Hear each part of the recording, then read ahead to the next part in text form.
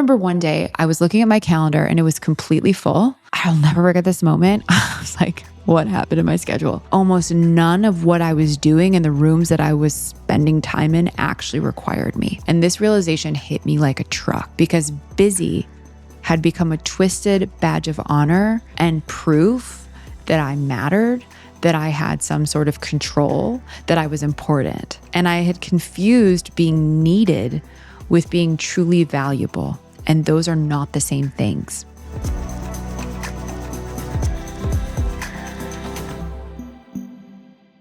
Well, hello, my beautiful spiritual hustlers, and welcome back to the podcast. I'm your host, Jess. As always, I'm so grateful to be here with you today. I want to begin today. We're going to get right into it. I have a lot to say to you guys with something that might sting a little. And if it stings, when I share this, it's probably because it's true. And I'm sorry, but I'm not sorry because you deserve the truth. And the truth is sacred, and we have to talk about it. Most women that I see who are entrepreneurs, who are struggling, don't have a business problem. Their businesses are actually fine for the most part. They have a leadership problem. And it's not because they're not good leaders, but it's because they were actually never truly taught what true leadership looks like. All right. So as women, from a very young age, we were taught to be responsible. We were taught to be dependable. We were taught to be helpful, productive, high achieving, pleasers, gold star collectors, exceptional employees. So even inside of our own businesses, we feel we have to be all of that. And then one day we wake up and we wonder, why does my business feel so hard? Why is everything still depending on me? Why am I so exhausted? Why can't I seem to break through this next revenue ceiling?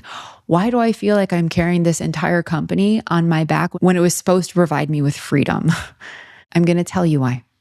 Because somewhere along the way, you became the highest performing employee inside of your own business, not its CEO.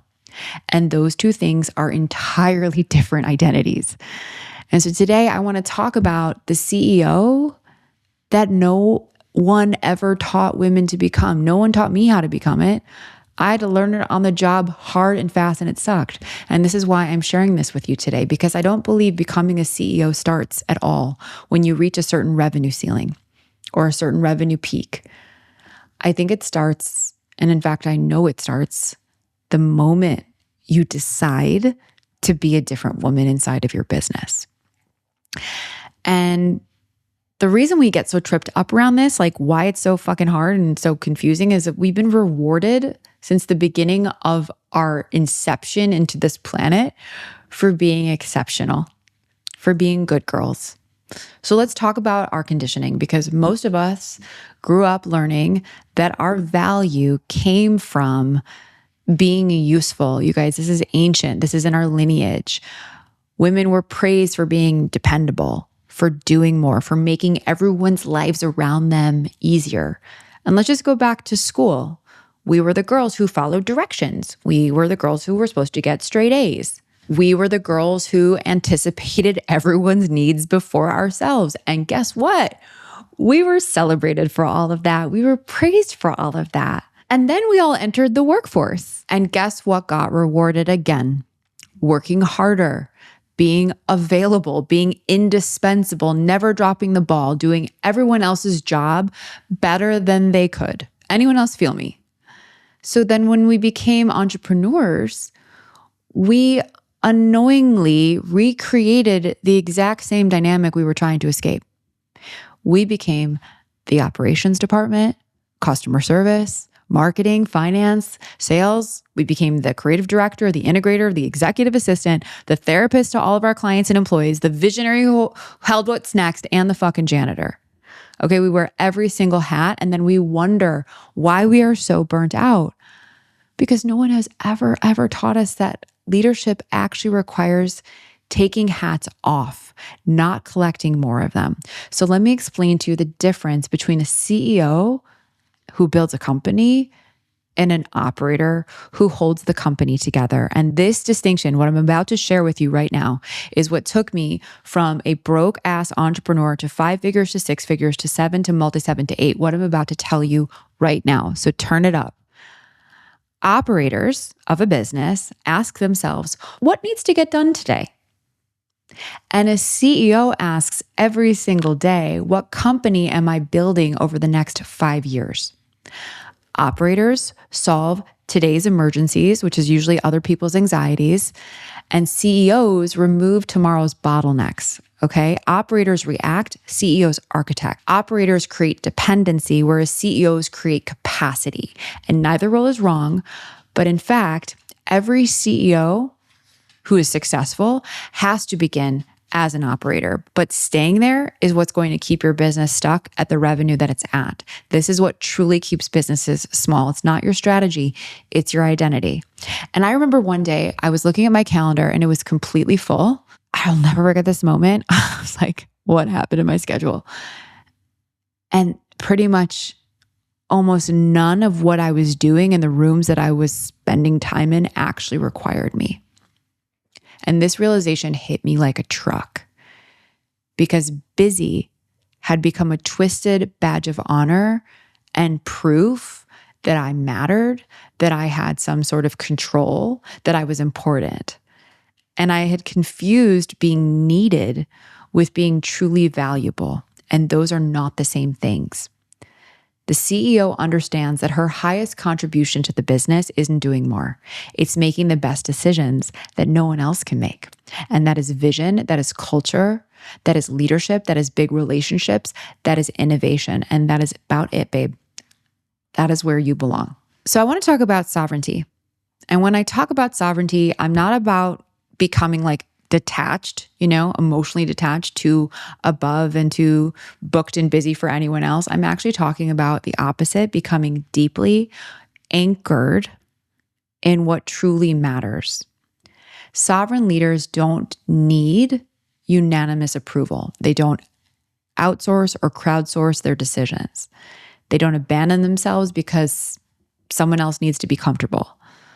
They listen to themselves. They gather wisdom. They listen to the people around them, and then they decide. Because leadership requires discernment, not consensus. And the bigger your business becomes, the harder and bigger the decisions you're going to have to make become. There's going to be more projections put on you for the decisions you're making. Someone will always think you're too much. Someone else will think that you're not enough.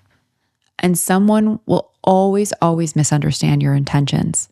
People are going to leave you. It's one of the most heartbreaking parts about being a leader. Someone will criticize your brand, your culture, your products, your presence. Someone's always going to be disappointed in your choices. I could go on. That's leadership, babe. And visibility is the price. And sovereignty is how you pay it. And it is not by hardening your heart, but actually the opposite, by opening it up and strengthening your own center, your own sense of self-love and self-trust and self-belief. Because if your identity depends on everyone liking you, agreeing with you, respecting you, you're never going to build anything remarkable. Confidence is built in the reps. So I'm going to lovingly call you something out, babe, okay? I think women spend far too much time waiting to feel confident before they act. And they think that confidence is a prerequisite to success, but it's actually the byproduct. Nobody suddenly wakes up one day with big, strong muscles, right? You go to the gym every single day and you put in the fucking reps. And it's the same thing with leadership. Nobody wakes up suddenly feeling ready to lead. I say this all the time. You don't learn how to build a business in MBA school. You learn it by building a business. You become a leader on the job by showing up every single day inside of it. Confidence is built exactly the same way that muscle is. It's through repetition. It's through resistance. It's through recovery. Repeat. Every difficult decision, every launch, every hire, every boundary, every stage you stand on, every sales call you take where you get rejected, every moment you choose courage over comfort, you're building your leadership muscle. So the woman that you see on Instagram that is like killing the game, that has a 7-8 figure business, I'm going to tell you the secret about her. She's afraid. She's not fearless. She's just simply practiced going to the fucking gym. She's practiced courage longer than you have. It's not a personality trait, leadership. Leadership is a discipline. Here's the question I want to leave you with. If your business doubled overnight, imagine that. Double the amount of clients, double the amount of revenue, double the amount of demands, double the amount of team members. Could the current version of you actually lead that business? Would your calendar support it? Would your nervous system support it, most of all? Would you have a team that could support it? Would your decision-making aptitude support it? Would your boundaries support it? Would your identity support it? Because businesses don't just outgrow systems. They outgrow leaders.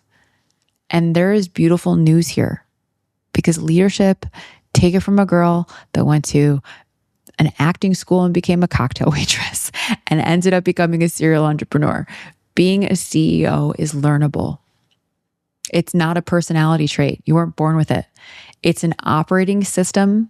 It's a way of thinking, a way of deciding, a way of trusting yourself, a way of holding vision that no one else can see yet, that you practice every single day. The company that you want already exists.